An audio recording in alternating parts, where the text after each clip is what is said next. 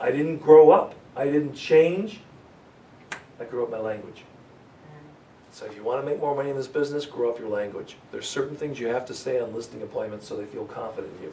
There's certain things you have to say to buyers so they want to hire you and give you their loyalty. And there's definitely certain things you have to do as you negotiate back and forth. Okay? So get with your brokers, and when they tell you, I do this, I say this, be a sponge. Take it on. Okay, don't reinvent the wheel. School of Hard Knocks is way too expensive an education. So learn the stuff, get out there and just do it, because it works. You gotta know what to say. Okay? Are you serious about selling? I'm glad I'm here. You got that? Just little things like that. Alrighty? 4. Oh my gosh. Listen. There's a guy, he plays a little bit of basketball. He's gonna be playing tonight. He plays for the Heat. LeBron James? Thank you. Do you know what he was doing this afternoon? Practicing. Practicing. Practicing. There's another guy who plays a little golf. His name starts with Tiger. You know what's interesting? He comes to Warwick Hills here in the Buick. They play that every year in Grand Blanc, Michigan. One of my buddies, he goes every year, and he brought his little boy with him because he's teaching his boy golf. And they got there, and Tiger Woods was supposed to tee off at 1 o'clock. They got there early, 7 in the morning. Tiger Woods is practicing putting. Okay? Then everybody followed Tiger Woods, and then when we were done, he said to his son, listen, other people have different styles. Let's follow some of the other pros. You see what they do. And then he said, they live in Lansing. They said, okay, listen, we got to leave. Mom's going to have dinner for us. We got to get out of here. It takes about an hour to get home. And when they were walking back to their car in the parking lot, Tiger Woods was practicing his putting. Okay? #1 golfer in the world. He practiced before, he played the game, and then he worked on his errors. Isn't that interesting? All right? Guy in Detroit, Isaiah Thomas. Anybody remember him? One of the bad boys. Okay, he wanted to play basketball and be so good at it, he had a half, like a full court basketball, half of it, so he could actually run and dribble and shoot and have that experience right on his home. How come? Because he's a winner. Do you get what I'm saying? Winners practice. Okay? Whether or not you practice the level of success or you practice being dumb, what you practice is going to show up. So if you're not practicing high skill, then you're practicing saying stuff wrong. And you're going to get really good at saying it wrong, and you're not going to make a lot of money. So practice. Okay? Practice until you can say it right with confidence and credibility. All right? You know how I had you when we started at the beginning? Turn the person right or left, say this kind of thing, now look in their eyes, now say it with confidence. That's all you got to do. First time you try anything, all right? Has anyone ever shared with you the different levels of service that are available today? Okay, that's my opening line for a buyer agency. Has anyone ever shared with you the different levels of service that are available? Has anyone ever, what was that thing? See, you just got to practice it a couple times. So you can say it with eye contact, you can say it with pausing, I can say it when you get I'm talking to you. Okay? That's when you know you got it. And then when people get that, you know what? They love you when you're so good they can't see the technique. They love you when you're so good it sounds natural and flows. People don't want to pay big money to see you practice. They want to see your performance. It's showtime. Okay? Who wins the Academy Award? Someone who just strolled on the set? You need any extra people today? Or someone who mastered it? Even when the folks go for the roles. Do you know they get the scripts ahead of time and they practice and they work with a coach and they do all this so that when they show up, they are like that person in that part, in that character? So play the part of a professional, high-paid real estate agent. Okay? Practice. #5. Put a big star by this one. Put a $sign. This is it, man. Get an appointment. And then share your reasons and benefits. And then when they say to you, how long you been in the business, you say long enough to know that one of the things I do for people that they really love is I don't work with just anybody. I work with a select number of people to give them exceptional results. What would you say are the 2 or 3 most important things you'd like to see me do for you as your agent? Bingo.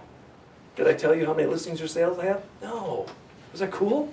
Did you ask them a question? Bingo! Jot that down. I bet it's coming up on one of the pages, ask questions. I wouldn't be surprised. Oh, look at #6. Ask intelligent questions. All right? Create tremendous value. #7. #8. Deliver on your promises. Okay? The gal in the back, your first name? Sam. Sam? Yeah. Okay. Check this out, Sam. From across the room, Sam and I are gonna connect. We're gonna have an intimate moment. What is an intimate moment? An intimate moment is when I'm talking to Sam, my eyes are connecting with hers, I'm leaning in just a little bit. You feel that there's nowhere else I'd rather be. Okay? Now, right over here, where it says ask intelligent questions, deliver on your promises, watch this. I'll give you a tremendous closing technique. Sam, I'm just curious. Have you ever had anybody make promises to you that they broke? Is that rhetorical? No, Okay, sure, yes. that won't happen this time. You know why? Because this time you got me. I don't make promises that I break. I make commitments that I keep in writing. What would you say are the 2 or 3 most important things you want to make sure I do for you? Do you see that, everybody? I don't make promises that I break. I make commitments in writing that I keep. Has anyone ever made promises to you that they didn't keep? That won't happen this time. You know why? Because I don't make promises, I make commitments. Bingo, I love it, Linda, because you got me. I'm glad I'm here. Okay? Got it, everybody? Did you see what I meant by an intimate moment? Even though I'm 30 feet away from her, you can talk to people like, you're the reason I got up today. It came for you. Okay? So don't be afraid to talk to people and land. Look right at them. Be with that person. Let them feel that you're there for them. Okay? All right. Number 8, prove you can deliver on your promises. Show them. And then follow up. Did we talk about follow up already? Follow up. Follow up. Okay? And then earn the right to their referrals, because referrals is financial freedom. Page 2. Oh, I love this. I have this made into a wooden plaque. It's on my wall. When I coach people, I look at this. What do you want? Why don't you have it? Okay? What do you want? Then you tell me I want to make 100 grand a year, I want to make 50 grand, I want to pay off all my bills, I want to do this, I want to do that. And then I say, why don't you have it? Then the room gets real quiet. Because you know what you have to do? It's the mirror technique. You got to look in the mirror and say, if this thing was important to me and I want this thing in my life, why don't I have it? And it's really, really powerful. Because you say, wow, what am I allowing to get in the way? And do I want to keep doing that, or do I want to make some changes that's going to bring me more joy in my life? Next one. What's your plan of action for success and better results? Have we talked about results today? What's your plan? And guess what? If you don't have a plan, someone else has a plan for you, and their plan's not going to be in your best interest. What's your plan for success? Do you realize you could totally transform your bank account if you just said to yourself, out of all that stuff John Tenza said, the one thing I'm going to commit to, I'm going to try to get a listing appointment a week. I don't have to get the listing every week, but I'm going to try to get the appointment. If you just got an appointment a week, do you realize you made 50 grand a year? An appointment a week gets you 50 grand a year. You don't even have to get them all. If you got half of them, you'd have 25 closings. Okay?